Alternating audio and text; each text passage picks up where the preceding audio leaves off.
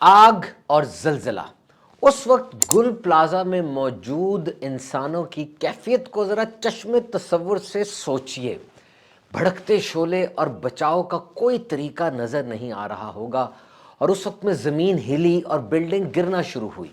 यहाँ मेरी मुराद रेगुलर जलजला नहीं बल्कि वहाँ जो हालत बनी, और इस वक्त भी 40% वो बिल्डिंग गिर चुकी है और बाकी की हालत बहुत ज़्यादा नागुफ्ता बे है। अभी तक की रिपोर्ट के मुताबिक 27 कंफर्म डेथ्स हो चुकी हैं और वहां पर जो पुलिस सर्जन हैं उनका कहना है कि लाशें अनआइडेंटिफाइबल हैं, यानी उनकी शनाख्त मुमकिन नजर नहीं आ रही। फ्रेगमेंटेड पार्ट्स हैं, जिस्म के टुकड़े हैं, ये राख है और फोरेंसिक एक्सपर्ट्स आइडेंटिटी को क्रॉस मैच करके वो जानना चाह रहे हैं कि ये लाश किसकी है। तो 72,000 स्क्वायर फीट और ग्राउंड प्लस 3 की ये इमारत गुल प्लाजा कराची वालों के लिए कोई अजनबी चीज नहीं बल्कि एक जाना पहचाना नाम है। लोग यहां पर आते जाते हैं कारोबारी सरगर्मियों के लिए और दीगर कामकाज के लिए, लेकिन अब वो एक बड़ा सा खंडर है जिसके इर्द गिर्द परेशान चेहरे और रोती आंखों के साथ लोग खड़े हैं और अपने प्यारों की राह तक रहे हैं। एक ही खानदान के 6 अफराद शादी की शॉपिंग करने गुल प्लाजा के अंदर गए और यह सानेहा हो गया और अब वो गुमशुदा अफराद की लिस्ट में शामिल हैं। 81 अफराद अभी तक ऐसे कहे जा रहे हैं जो गुमशुदा हैं और एक दुकानदार का मैसेज आया कि this is my last message, please forgive me, ये मेरा आखिरी मैसेज है, मुझे माफ़ कर देना। और उसके बाद उसका मोबाइल फ़ोन ऑफ हो गया। इसी तरह के आखिरी मैसेज लिए गुल प्लाजा के गिर्द बहुत से अफराद खड़े हैं और अपने प्यारों की राह तक रहे हैं।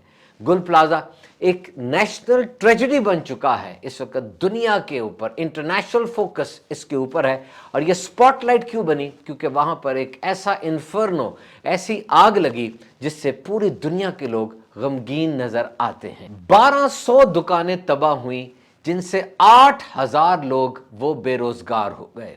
वहां पर अभी भी मलबे को हटाते हैं तो स्काउट्स का एक स्पोक्स पर्सन कह रहा था, तो हटाते मलबे को तो शोले निकलते हैं। इसे टेक्निकल टर्म में डीके कहा जाता है, यानी कुछ अरसा हो गया आग को लगे लेकिन अभी तक जमीन के अंदर और उस मलबे के अंदर आग मौजूद है। और उस बिल्डिंग के इर्द गिर्द खड़े लोग इस बात पर भी फिक्रमंद थे कि टॉप के ऊपर गाड़ियां खड़ी हैं, उनके अंदर फ्यूल मौजूद है, ऐसा ना हो कि वो जलना शुरू हो जाए तो बम की तरह फटेंगी। बहरहाल इस वक्त जो आखिरी इत्तलात हैं वो गाड़ियां उतार ली गई हैं और एक गार्ड का ये भी बयान था कि लोग आए थे फैमिली की सूरत में और मुझे चाबी देकर गए कि हमारी गाड़ी ऊपर खड़ी है, ऐसा ना हो कि वो रुकावट बने, अगर ऐसा होगा तो अब गाड़ी हटा लीजिएगा, मैं इंतजार कर रहा हूं।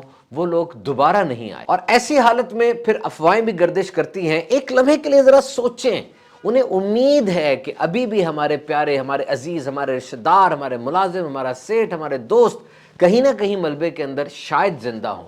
ऐसी हालत में अफवाहें भी निकल पड़ती हैं और र्यूमर्स गर्दिश करती हैं। उम्मीद के किरण जलती है लेकिन फिर बुझ जाती है। जैसे किसी ने देखा कि शायद प्लाजा के अंदर एक टूटी हुई खिड़की के पीछे कोई मोबाइल ऑन कर रहा है और बंद कर रहा है।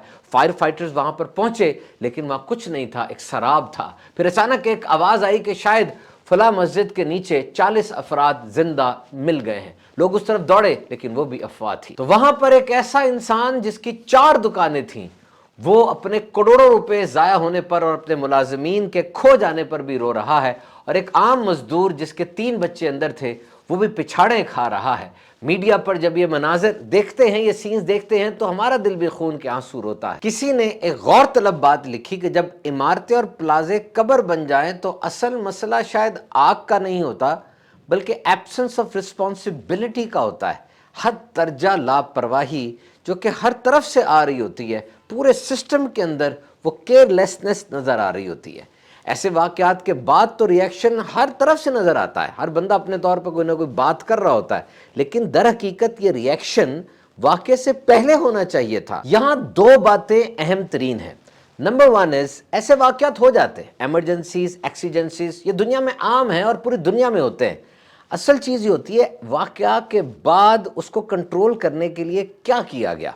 देखिए, गोल्डन पीरियड एक चीज होती है। गोल्डन पीरियड का मतलब होता है कि ऐसी इमरजेंसी, ऐसी एक्सीजेंसी के बाद एक खास मुद्दत है जिसके अंदर हमें फौरन स्टेप उठाना है, वरना नुकसान बहुत शदीद हो सकता है। जैसे कोई एक्सीडेंट हुआ या दिल का दौरा किसी को पड़ा, कार्डियक अरेस्ट हो गया, اب اس کے بعد کتنی دیر میں اس انسان کو میڈیکل فیسلٹی میں ہاسپٹل تک لے جایا گیا یا ڈاکٹر کے پاس پہنچایا گیا، بس جتنی دیر ہوتی جائے گی اتنا کام خراب سے خراب ترین ہوتا چلا جائے گا، اور اگر یہ جلدی ہو جائے گا تو ہو سکتا ہے اس کی جان بچ جائے، زخمی وہ بچ جائے۔ اسی طریقے سے یہاں پر بھی ہوا کہ جب آگ لگی تو now the first response should be the fire fighting, اور پھر ظاہری بات ہے وہ بازار ہے اور بڑا بزی روڈ ہے، لیٹ ہو جاتے ہیں، پانی کی اویلیبلٹی کیا تھی، ان سب چیزوں کا بلکہ پورے نظام کا آڈٹ ہونا چاہیے، انڈیویجول لیول پر بھی اور کلیکٹیو لیول پر بھی، کہ کیا انداز اختیار کیا جائے کہ آئندہ ایسے واقعات نہ ہوں۔ اور پاکستان میں اور دنیا میں جیسے میں نے آپ کو بتایا ایسے واقعات ہوئے ہیں۔ پاکستان میں 2012 کے اندر میرے پاس اسٹیٹسٹکس موجود ہے، کراچی کی ٹیکسٹائل فیکٹری میں، لاہور کی شو فیکٹری میں آگ لگی تھی جس میں 269 سے زیادہ افراد وہ جاں بحق ہوئے تھے۔ اسی طرح دنیا میں گریٹ شکاگو فائر ہے اور ڈیپ واٹر ہورائزن فائر ہے۔ چائنا میں ایک ٹوائے فیکٹری کے اندر ڈھیروں لوگ، سینکڑوں لوگ وہ دنیا سے چلے گئے تھے۔ اور اب ہمیں یہ دیکھنا ہے کہ actually what is the real cause. دیکھیے آگ تو بہت ضروری ہے، اور جب سے دنیا میں آکسیجن ہے آگ بھی ہے، اور انسان کو آگ کا پتہ تو تھا کیونکہ وائلڈ فائرز یعنی جنگلات میں آگ لگا کرتی تھی اور جو آسمانی بجلی گرنے سے آگ لگ جاتی ہے، لیکن when humans have controlled that fire، جب انسانوں نے اس فائر کو، اس آگ کو کنٹرول کرنا سیکھا، یعنی آگ سے گرمی حاصل کرنا، آگ سے کھانا پکانا، اور بالخصوص آگ سے گوشت کو مستقبل کے لیے بچا کے رکھنا، آگ سے اپنے آپ کو بچانا مطلب ہتھیار بنا کے آگ کو ایز اے ویپن یوز کرنا، اور پریڈیٹرز سے، جانوروں سے اپنے آپ کو بچانا، اور خاص طور پہ سگنلنگ کے لیے آگ استعمال کی جاتی تھی۔ آگ جلا دیتے تھے، اس سے سموک اٹھتی تھی، اور وہ سموک دور دور تک جو لوگ تھے ان کے لیے ایک سگنل کا کام کرتی تھی، اور رات کو پورے ٹرائبز، پوری فیملیز وہ آگ کا الاؤ جلا کر اس کے گرد بیٹھ جاتے اور سارے دن کی کاروائی سناتے اور بیٹھ کر فوک ٹیلز یعنی کہانیاں وغیرہ سنایا کرتے تھے۔ This was actually they have tamed the fire, انہوں نے آگ پر قابو پایا، آگ کو انسانی فائدے کے لیے استعمال کرنا شروع کیا، اور اب ہر گھر میں آ گئے، ہر آفس میں آ گئے، دیکھیں ہر جگہ پر موجود ہے، ہیٹرز ہیں، چولہے ہیں، سلنڈرز ہیں، سوئی گیس آ رہی ہے، all these things are there, لیکن اس کو پراپرلی کنٹرول کیا جاتا ہے، اور پھر حادثے کا ڈر رہتا ہے تو اس کے لیے پروٹوکولز بنائے جاتے ہیں، risk assessment, risk management, fire control, inferno control, اس طرح کے نام میں باقاعدہ ٹریننگز ہوتی ہیں، اور فائر ایکسٹنگوشرز ہوتے ہیں، اور پھر فائر بریگیڈز ہوتی ہیں، ریسکیو کے دفاتر ہوتے ہیں، یہاں پر بڑے ماہر اور بہت ہی زیادہ قابل، بہت نڈر، بے باک قسم کے جو ہے وہ فائر فائٹرز ہوتے ہیں۔ اور جب گھر بنتا ہے چھوٹا سا یا بہت بڑی بلڈنگ بنتی ہے، اس کے اندر باقاعدہ رومز رکھے جاتے ہیں، فائر ایگزٹس کی جاتی ہیں کہ ایسا کچھ معاملہ ہو جائے، سموک بھی تھوڑی سی نکلے تو فائر الارمز ہوتے ہیں جو سموک کو ڈیٹیکٹ کر کے فوراً اس کو رسپونڈ کرتے ہیں۔ تو جیسے گل پلازا میں کہا جا رہا ہے کہ یہ آگ شارٹ سرکٹ سے لگی ہے، تو دیکھیں بہت سی چیزیں ایسی ہیں جس پہ ہم کنٹرول نہیں کر سکتے، لیکن بہت سی چیزیں ایسی ہیں جس پہ ہم کنٹرول کر سکتے ہیں۔ انڈیویجول اور کولیکٹیو لیول پر ہمیں کام کرنے کی ضرورت ہے۔ جیسے اگر فیکٹریز ہیں، انڈسٹری ہے، کوئی بلڈنگ ہے تو اس میں ایگزٹس کیا موجود ہیں، اگر مارکٹس ہیں تو کیا اس میں سیفٹی پلان بنایا گیا، اگر کوئی بہت اونچی بلڈنگز ہیں، ہائی رائز، تو وہاں پر ڈیو پروٹوکولز کو مد نظر رکھا گیا۔ جو فائر فائٹرز ہیں، جو کہ آگ بجھانے والے لوگ ہیں، ان کے پاس کیمیکلز، آلات، پانی، جو کچھ بھی ان کا میٹیریل ہوتا ہے، کیا وہ ایڈیکویٹ سپلائی میں موجود تھا؟ اور ایک بلڈنگ کے اندر جتنی جگہ ایک شاپ کو عام طور پہ چاہیے ہوتی ہے، کیا اتنی جگہ گھیری گئی یا بہت کچھ کر لیا گیا؟ کہنے کا مطلب یہ ہے کہ کسی ایک خاص باڈی کو الزام دینے کے بجائے سب اپنے گریبان میں جھانکیں، اپنا آڈٹ کریں، اور اگر ان باتوں کا خیال نہیں رکھا جا رہا تو ایک اور آگ کے منتظر رہیں، کیونکہ قانون شکنی اور یہ لاپرواہی یہ تباہی کو جنم دیتی ہے۔ بہرحال جب ایسے واقعات ہو جاتے ہیں، ہمارے ارد گرد انسانوں کے ساتھ سفرنگز ہیں اور ایسی باتیں ہو جاتی ہیں، تو ہمارا یہ فرض بنتا ہے کہ ہم آگے بڑھ کر ان کی مدد کریں، جس انداز سے ہو سکے۔ جو بے گھر ہو گئے ان کے گھروں کا بندوبست کیا جائے، جن کے پاس جاب چلی گئی، جیسے میں نے آپ کو بتایا کہ 8,000 کے قریب افراد وہ جاب لیس ہو گئے، ان کے اچھے روزگار کا بندوبست کیا جائے، جن کے سامان جل گئے، جانیں تلف ہو گئیں۔